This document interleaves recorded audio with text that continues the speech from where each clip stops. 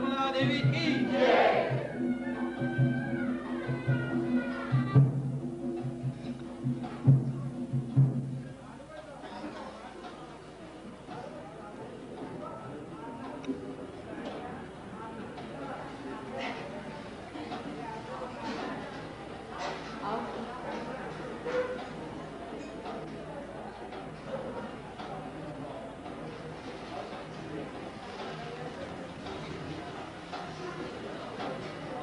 सहयोगी असतील तेवढे बसवा, बाकीच्यांना म्हणावं तुम्ही. इथले सहयोगी कुठे आलेले इथले कुठे मुंबईचे, पण इथले तुम्ही अजून पोहोचले मुंबईचे. राजाबाईंना विचारून घ्या इथले सहयोगी कुठे आहेत, सगळे आले कुठे, त्यांना पुढे बसवा. आणखी बाकीचे जेवढे बघे आहेत इथल्या सहयोगांना पुढे बसवायला पाहिजे.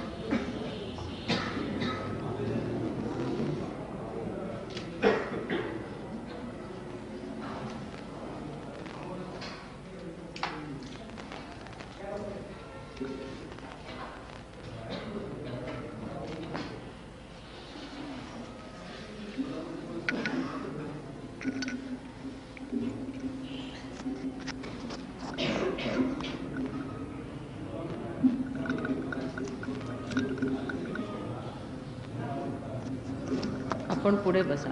मिसेस कदमला बोलून घ्या.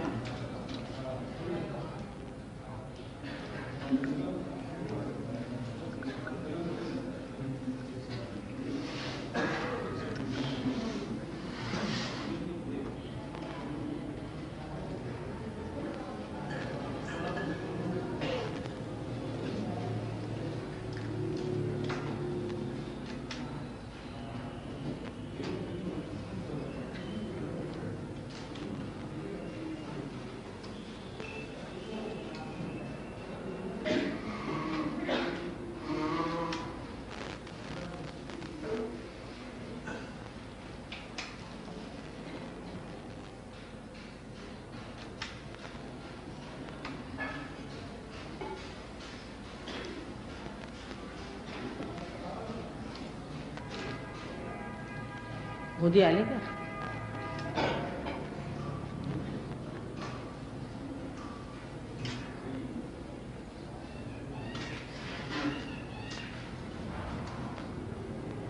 आले नाही? मोदी कुठे काय करत? हां हां आता खाली या म्हणा, पूजा करा मग करताय.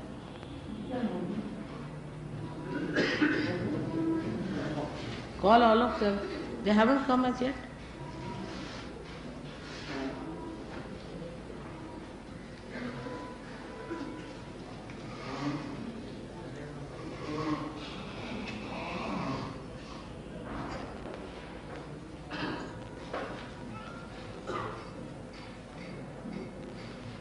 Now I have a new watch, so you must know.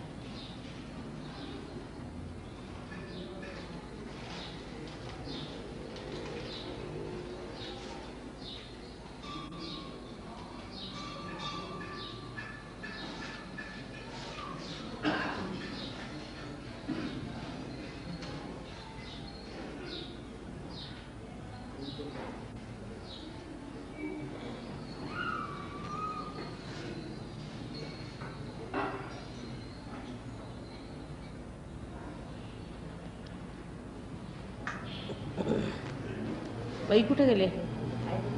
या.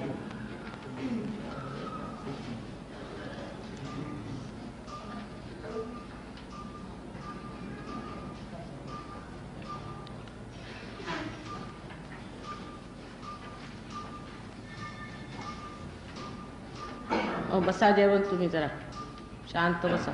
आता तुम्ही जर ऑर्गनाइज करायचं कमी करा.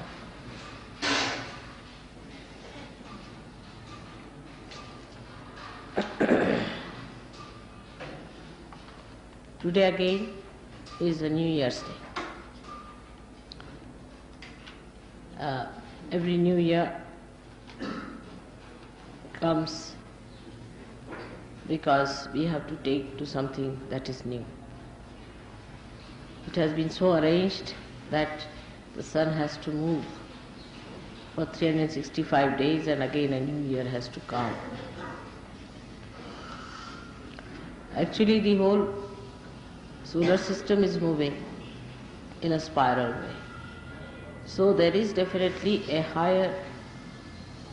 higher state of this solar system. Every year it is rising higher in a spiral way. So it is not only that it is because 365 days have passed, but because it has moved a step forward higher than what it was. Now we can see that in awareness, human beings have definitely risen much higher than what they were, say, about 2000 years back. But the first system that started, the whole universe, was the first model, we can say, was created. And that model has to be perfect. And that was a perfect model, which then started perfecting the rest of it. So that is the perfect model which is in the principle of this ascent. And that is working out this ascent.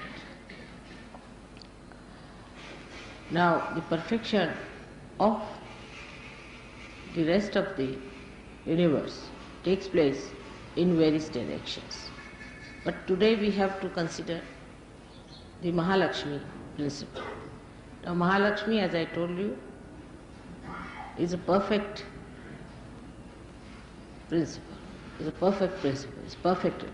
It's born as perfect, will remain as perfect, will be always eternally perfect. So that is not necessary to be corrected. Now this Mahalakshmi's thing I am discussing here because you may be able to go today to see the temple of Mahalakshmi.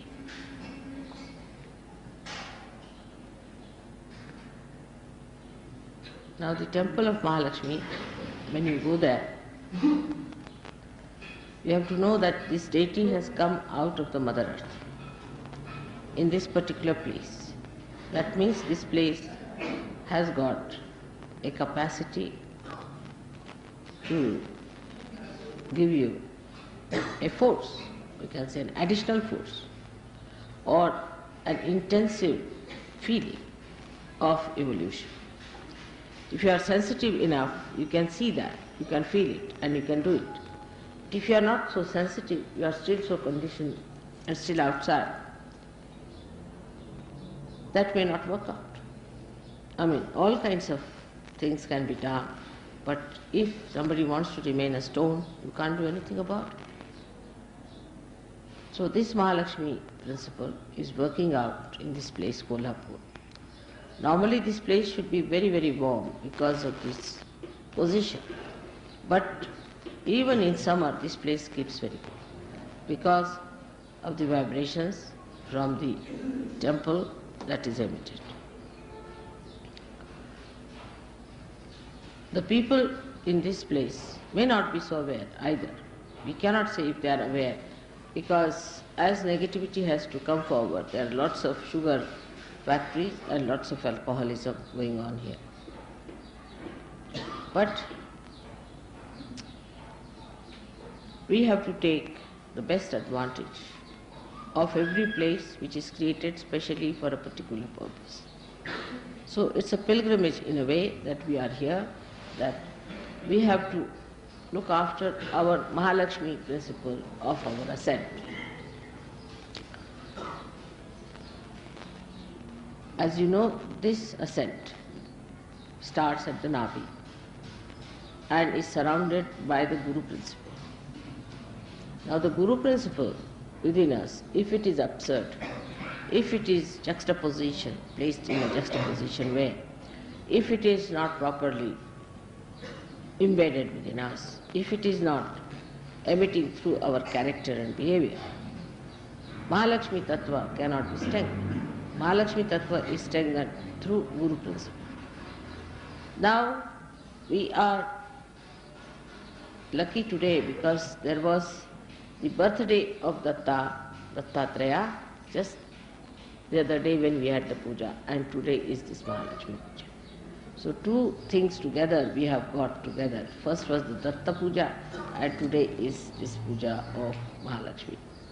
So to have the Guru principle all right, we must make our dharmas correct. Now these dharmas, as I have told you many times, are 10. And we should look after these 10 dharmas in a very careful manner. These are expressed outside, but whatever is inside comes out. Now I find when you people talk and you say things, I know that this person is negative, that person is definitely positive. There are so many ways of expression of positivity. But how I know that I can't tell you, because I just don't know how to tell you that. But I just know that such a person is definitely positive and such a person is negative. The positivity lies in understanding why are we here. First of all, why are we on this earth? Why are we human beings? In understanding. What are we doing about it? Why are we Sahajogis? What is Sahajogi has to do? What is his responsibility as a Sahajogi? Then he moves forward to understand why Mother is so kind to me. Why have I got vibrations? Why am I the very few who have got these special blessings, a special knowledge of vibratory awareness? And then you ask yourself, what am I doing about it? Am I still very much embedded in my cheapishness or in my childishness, in my stupidity, in my harshness, in my aggressiveness? We always see these things in other people, not in ourselves. So we are not Sahajogis. We should understand at that point, when we start seeing these things in other people, then we are not Sahajogis. We should see in ourselves and emit pure compassion to others. But always people see that it is in another person this exists. Whatever I may try to say, they always see another person. Now supposing there's a negative person among us, you need not be compassionate to that person. On the contrary, better be away, get rid of that person as far as possible, don't have anything to do. Is a definite sign of great compassion to yourself, if not to others. Better not have anything to do with a person who is negative, if you have to come up. He may be your brother, sister, anyone. But try to be away from a person who is not positive. It causes lots of problems. I've been telling you this and I've been requesting you, but the conditioning is such that still though you have become a Guru Tattva, you don't understand that you have to be detached. For a Guru there's no brother, sister or any other relationship except for the relationship of the mother. There is no other relationship exists. One of these principles are to be understood. Very important, I think, is for all of us, that our relationship is only to Mother and to Sahajogis and not to any relationship which has come to us, whether through Sahajoga or whether through anything else. Now this I have been explaining because our Mahalaxmi Tattva is not all right. That's why we get sort of frittered away, lost into these things. And the Mahalaxmi Tattva has to be like an ascending force, all put together. Like my father used to give an example, that supposing you have collected lot of wheat and you spread it on the ground, it will be all lost. It will spread out like this side, that side, it will be all lost. But if you put it in a bag, it will rise. In height, naturally, it will have those maryadas, it will rise and it will go higher and higher. In the same way, this principle of Mahalakshmi can spread just across like that and can just destroy all that Mother has given us and all that we have had all these years only by spreading it out. Now to collect it inside is to pay attention to yourself first of all. Try to clarify your ideas and your understanding. In brain is important because Mahalaxmi Tattva ultimately works in the brain. Is the enlightenment of the brain is done by Mahalaxmi Tattva. It gives you the Sat, the truth, see. So in the brain you must clarify, reach logically you must reach the conclusion that I don't have to do these things. I have to do these things. I have to ascend. This is why I am here. Why I am here. What am I supposed to do? Now logically you convince your brain, first of all. It's very important now after realization.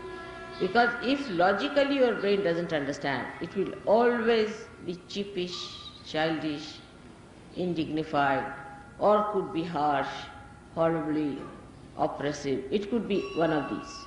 So, in Guru Tattva, there are 10 elements. 5 of them deal with the weight. Guru is the weight, you see. Weight of a person. How much weight you have got, the gravity as we call it. A person has a gravity. When he talks, how much balance he's got. You see, even in Indian music we call it vazan. Means the weight. The weight of the person means when he is dealing with himself or with others, how much weight he carries. In English also they use this word. How much weight he carries with others means how much he can really impress others. If you impress too much, alright, then the person will say, oh, it's too much. That is a very big quality with Western people is, oh, that is too much. That they have an idea. You see, this is all ego-oriented. That is too much. If you tell them too much, oh, that is too much, she's too much. I'll do it slowly. It is too much for me. It's very common. It's very common reaction. So, how much weight you have. And the second one is the quality of magnetism. 2 things, magnetism. First is the quality of weight. That's how much dignified you are, how you talk, how your language is, how your behavior is. You should be humorous. But sometimes, even with me, I find people talk in a very funny manner. I just don't understand. How is it always they say the wrong thing? I mean, even if they have to say one sentence, they'll say wrong thing. It's absolutely with them. It's also Vishuddhi, which is also Nabi, comes from Nabi, because you must know that Vishuddhi chakra is the ascent of the Nabi chakra. So what happens? That a person, whatever he is expressed through his language, through his behavior, through his face, through his nose, his eyes, everything, through the Vishuddhi chakra. So the ascent of the Nabi is shown through the Vishuddhi chakra. Now whatever you have in the Nabi is shown here. Supposing now a person who has the Mahalaxmi Tattva properly developed, such a person will have a way of dealing with another person where he will have the weight as well as the understanding how far to go with the person, how far to carry on with the person, how far to talk to a person, how far to think about it, how much importance to be given. That's one point is very important. And the another point is that how much magnetism you have. So you reverse back to yourself. The magnetism is a magic of a person. A person is magnetic because he has certain magic. Now this magic comes from your own personality. From your own personality. So the basis of magnetism on the left hand side starts, and that basis is Shri Ganesh. Shri Ganesh is the basis of that magnetism. So your innocence. Innocence is the best way to have that magnetism. Magnetism you cannot express in material way. It's not a material stuff. But it is something abstract. Comes from your quality of Ganesha, Shri Ganesha. Such a person is magnetic.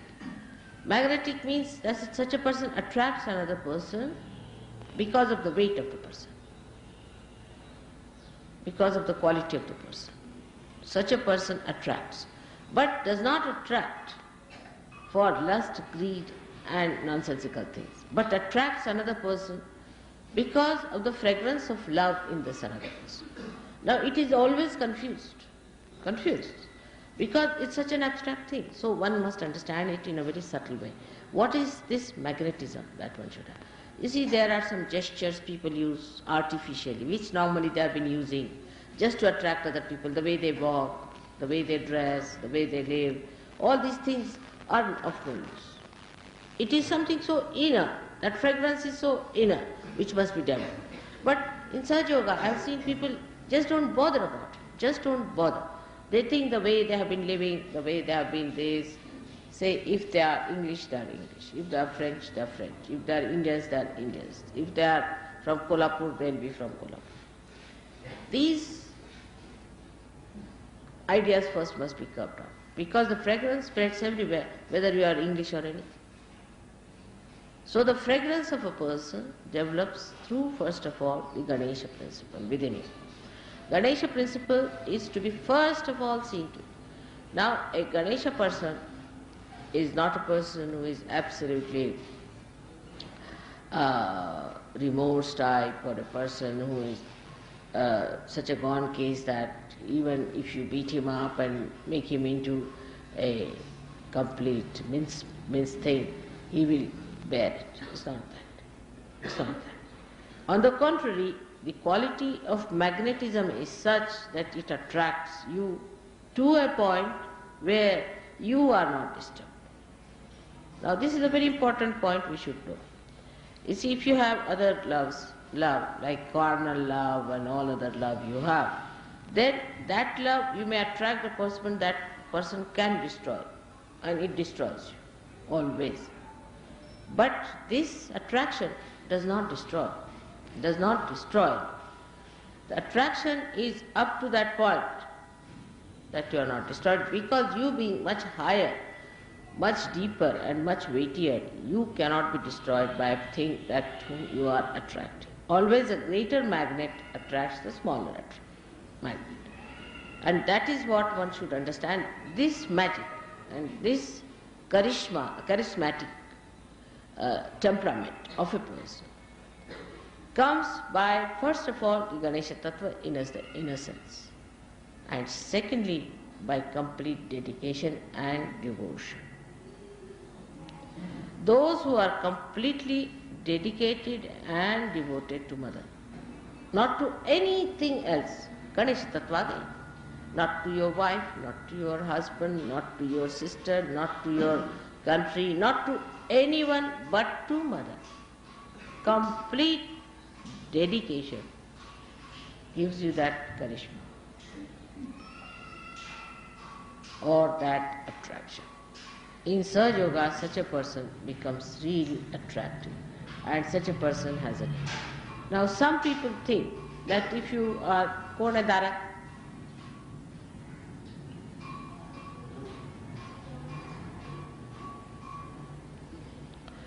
some people think that if you are a very passive person, and if anybody says anything to you and you don't mind, sort of a person, you are charismatic. It's not. People like you because they can dominate you. They like you because they can dominate you. Now, if you think that by your aggressiveness and by your shouting and by your screaming and these people, you will achieve that charismatic temperament, you cannot. You cannot achieve that either. So, how do you achieve it? By becoming more innocent. Now, how innocence develops in a person is by not thinking about it. Like you see, somebody asked me, how do you manage your income tax? I said, by having no income at all. Then they asked me, how do you solve your car problem? By not having any car at all of my own. They said, what about your house problem? By having no house of my own. Nihi, everything nihi for me. Say, how do you solve this problem? By not having it. Just not having it. Don't take up headaches upon yourself. See, when you take up headaches upon yourself, then only the innocence is reduced. That headaches like this, that this is my shawl, this is my sari, this is my thing, this is this, this is this, this is this. But only one thing is that this is my mother and I have to proclaim her. That's all. If that is the way it is, then innocence starts rising like Shri Ganesha, and by having no other headaches. This is mine, that is mine. This mind business causes the problem, I think. Personally, I think this must be the reason. That this mind business, this is mine. Because whatever is mine, so somebody told me, this is a very good argument he gave. Whatever is mine is not I. Means that's not so. My body, my head, my everything, mine. But I, he gave me this idea, I. What is I? Then I is separated. Whatever is not mine is I. So what remains is your spirit. Somebody gave me this argument. I said it's a very good argument to work it out. Then whatever remains is I. And that I is the one we have to see. So you go on reducing all these minds. So the pure spirit of innocence will rise.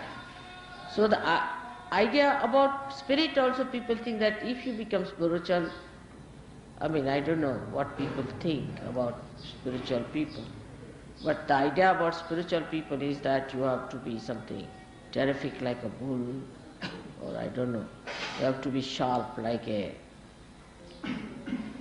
fox, you have to be intellectual like Freud or something. All sorts of ideas people have. No, it is not. Spiritual person is just innocent. Just innocent. There is no intelligence, nothing, just innocent. The whole thing is innocence. See, whatever he talks or says comes through innocence. It doesn't have intellect as such, which people have through reading and through understanding and by analyzing. Nothing of the kind. It just has pure and simple innocence. And it all works out very well. It's so clean. It just says what it knows, and what it knows is the highest. So this deconditioning has to be brought within us.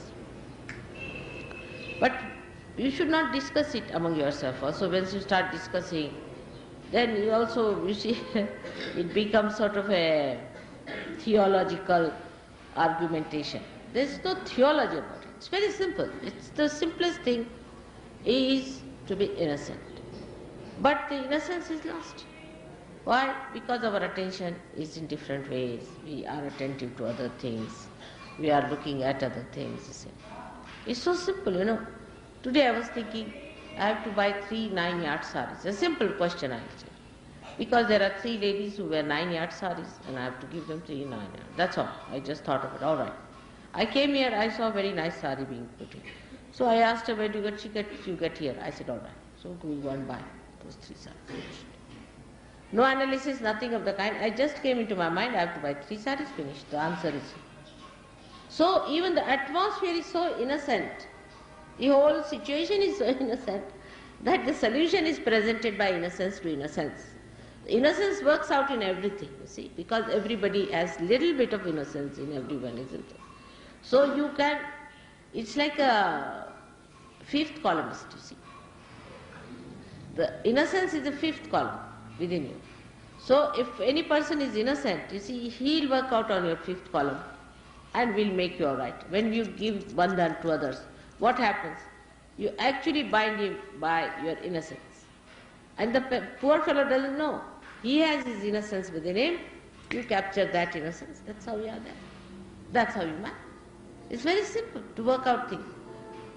Only principle, the tattva, the whole thing rests on what that tva is nothing but innocence.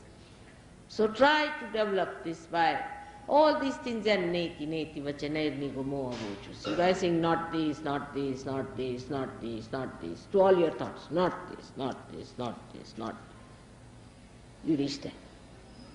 Not mine, not mine, not mine, not mine. You reach there. And that is how it is. And you see the whole material world is now attacking the innocence because they are frightened. You cannot attack. Innocence cannot be destroyed. It cannot be destroyed. Innocence is something, is all pervading and it cannot be destroyed. So whatever people may try, it cannot be destroyed. But it can be covered, it can recede, but it cannot be destroyed. It will act its own way. So try to develop that innocence which is the basis of Mahalaxmi Tattva.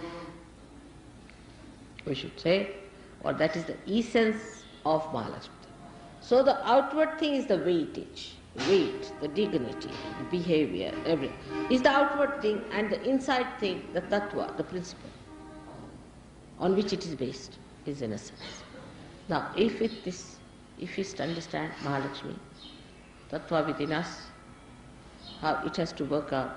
It's not intellectual. Again, I would say that I don't want you to project your intellect into it and to find out. But just remain where you are and you will find the answers just coming to you. Automatically.